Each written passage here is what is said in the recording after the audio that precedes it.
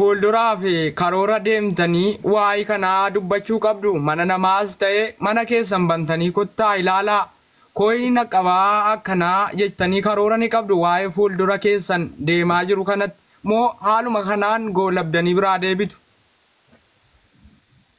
Nuti fuula duratti mana namaa dhaqee waa'ee amma gargaarsi kun godhameera xumurameera mallaqni warra biyya jiru bira jira yoo gargaarsi kun uummata hunda bira ga'ee galateeffannaaf gaafa uummata barbaachisu gaafa hayitii uummataa sun bakka ga'ee namoota rakkatan kana bira ga'ee ibsa waliigalaaf galata waliigalaat irratti mallaqni keessan hagana ustaaza bira ga'ee warri kooyinii keessatti hafee keessaa murateetanillee uf qulqulleessuuf akka uummanni sunillee qabriin dhabneef hin agarsiisuun hin mala hin agarsiifnallee isaa gati asitti ganaa uummanni mallaqni kunillee uummata bira hundi hin ga'initti ammatti waa'ee sanii dubbachuu yeroo hin qabnu rakkataa biraa waan irraa dubbannu baay'ee jira waan ta'eef ammatti yeroo hin qabnu dhumarra malee fedhan qabnu. Kan gaaffii kana kaasee gareeleen isin ba'anii dura bu'aan dubbataa turan uummataa jedhan isin immoo yeroo isin viidiyoo keessan garaagaraa kana adde maakkii dabalatee ilaalaa turretti uummata miti gareelee dhuunfaatii jechuu yaada kaasaa turtan.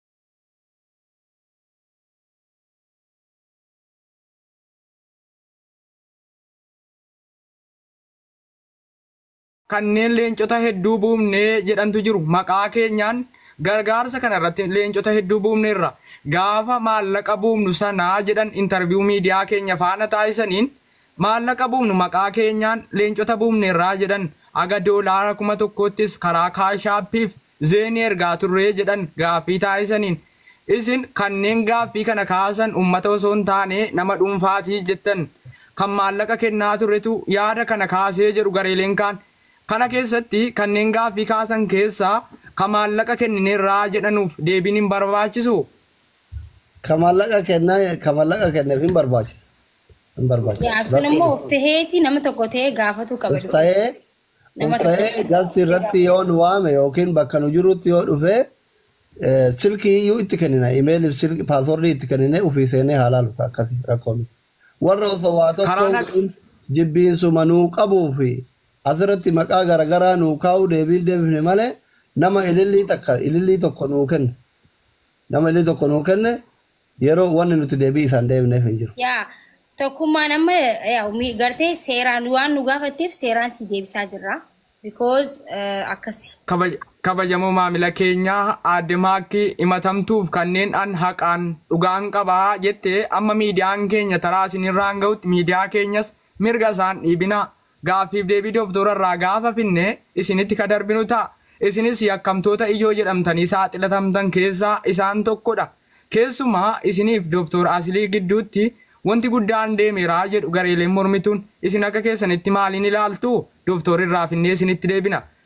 Dooftor ibsa baasaniin fuulduraafis ta'ee kanneen karaa nagaa nu gaafatan gastiirrasis ta'ee gargaarsa kana irratti hirmaatan ta'uu qabuu jedhan.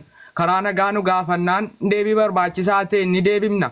Akkasumas barbaachisaa taanaan gareeleen gargaarsa irratti hirmaatan uummata bakka bu'anii socho'an yoo jiraatan karaa nagaan nutti adeemanii jennaan iimeelii bilbila keenyaa kenninee akka laalan ni taasifnaa jedhan. Dooftor Asilii amma gaaffii keenya gara xumuraatti ka deemnu yoo ta'u isin fuulduraafis sirna galateeffannaaf maallaqa uummataa irratti malee mana namaatti hin argamuu jettan. Gaaffilee isin irratti kaafaman guutummaan guutuutti fudhatama dhabsiiftaniitu jechuudha. Kanneen nama dhuunfaati malee uummata mitii jettan kana sirna galateeffannaaf malee gastii namaa irratti hin argamuu jettan. Gaafa sirna galateeffannaa garuu wantoota hunda agarsiisuu danda'a keessa seenee jettan. Kanaan alatti isaa asitti mana namaatti argamtanii deebii kennuuf guutummaan guutuutti karoora hin qabdanuu jechuudha. Amma biiziidha nuti waan mana namaa dhuuf hin qabnu hojiirra jirra. Waamicha edalkan gaafiif deebiif wal faana taasisaa turaniin Amzaa Shajaabir yeroo qabatamaa keessatti isin dhiyeessaa jedhamee eegama. Ni dhiyaattu moo hin dhiyaattan? Nuti waamicha karaa nagayaan dinnu ustaaza miti namni dhuunfaa tokkoyyuu yoo nu waame yaamicha karaa nagayaan dinnu.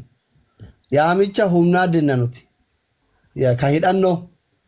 Nuti warra noo waar jedhetti amanu nageenni haa bu'u warra jedhu irraayi.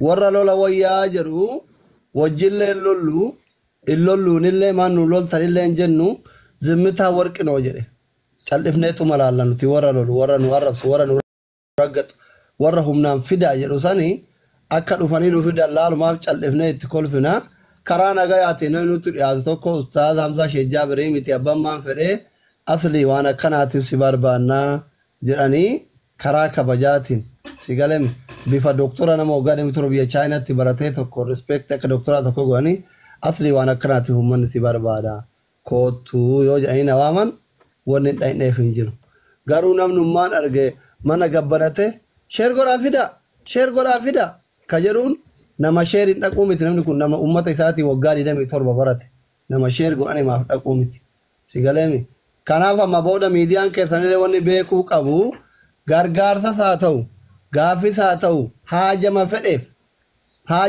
bakka Oromoo itti wal geette yoo lafa jala akka cidhaatitti hin affeeramin hin dhaqon ibin gargaarsumaayyuu si galee qabaadhee naman gargaaru waan ta'eef yoo lafa jala natti hin himin isa dhugaa rabbisitti maalan ummanni jala kun gargaarsummaan yoo jiraate asli sheer godhaa fida duraan natti hin himne yeroo san sargii dhaquu danda'a jaartiin faa akka carraa gurdeemtee waa ijaazaa buufachuu danda'a damoo sanaa kafalaan jirtu sarraatanyaa kee miti walumaan tiktook hara jirra wanni sheer gootaa hin afiddaniif maal sheeriin bakka tokko dhaqu bakkema tokko sheeriin hin dhaqu namni natti hajamu mucaan kun kennaa rakkatallee ta'u kennaa nu fayyadaa akka isa fayyadu ka beeku guyyaan tokko yoo hafu sa'aatiin takka 2 daqiiqaan 5 yoo hafu yeroo kenne karaa keessa asli mana akkanaatti si barbaannaa koottu waamichaan bakka waamamnetti hin dhaqu amma booda murteesseera duraanii bakka baay'ee osoo waamamin akka saree awwaadhe amma girrigirri waan baay'ateef bakka nanyanyaan hin hooqadhuun sheeriin bakka takka hin dhaqu kana booda isuma gaafimaafuu miti lafuma nagayaa korfumaaf taphaan sheeriin hin dhaqu waliigal kabajamoo maamila keenya yakkamaa jechuun kan maqaa isaanii dubbannee gabbuuna. Gaazexeessaa faatii hundaa kalas. Koppidiyooti moo yoo taate yaada uummata hawaasa irraa illee fuudhuu qabu. OBN kana ta'e darbu gurbaan har'aa boo BBC na gananii. Gaggabaabsi. Rakkanne dhiiroo akkam wayye. Gaggabaabsi habiibi. Gaazexeessaa hidhamuu qaba gaazexeessaa nama tokko lamaati hidhamuu qaba innis yoo seerri jiraate to'annoo jala ooluu qaba.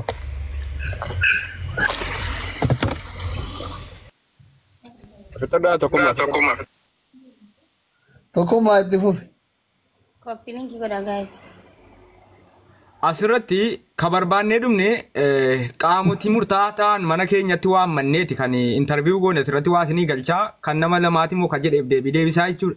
Qaamni ammaaf yakkameera jedhamee himatame qaama 2 qofaa lamman suni dooftorii fi aadde maakii qofaadha jechuudha. Qaama jara himate kana qubaatti waamnee maqaa isaanii intarviiyuu mana keenyatti goonee turre jechuudha naannoo namni nu bira ture jechuudha. Qaamni uummata kana bakka bu'ee haasaan keenya tokko jedhe dhufee naa waliin intarviiyuu taasisee ture waan ta'eef amma kan barbaadame uummata osoo hin taane yaada uummataa osoo hin taane yaadota warra himatamanii kana jechuudha. Duraan yaada uummatarraa ka bakka bu'anii dhufan nufaana waan taasisaniif jechuudha. Uummatarraa bakka buunee jedhan jedhi kun immoo uummata bakka buufate waan ta'eef kana dura uummatatu bakka isin buufatee hojjetaa turte waan ta'eef maal gootanidha jechuudha. Kanaaf gaaffiin keenya uummata irratti osoo hin taane nama 2 irratti qofa fuulleffata jechuu barbaadeetanii yoo waa dubbattu ta'e utuu akka ittiin darbiin carraasinii kenna kanaaf. Abba ina nuka dubbachuu fedhu sun dubbadha ana mana keessi dubbadha takka afura baafadhu bishaan dhugi.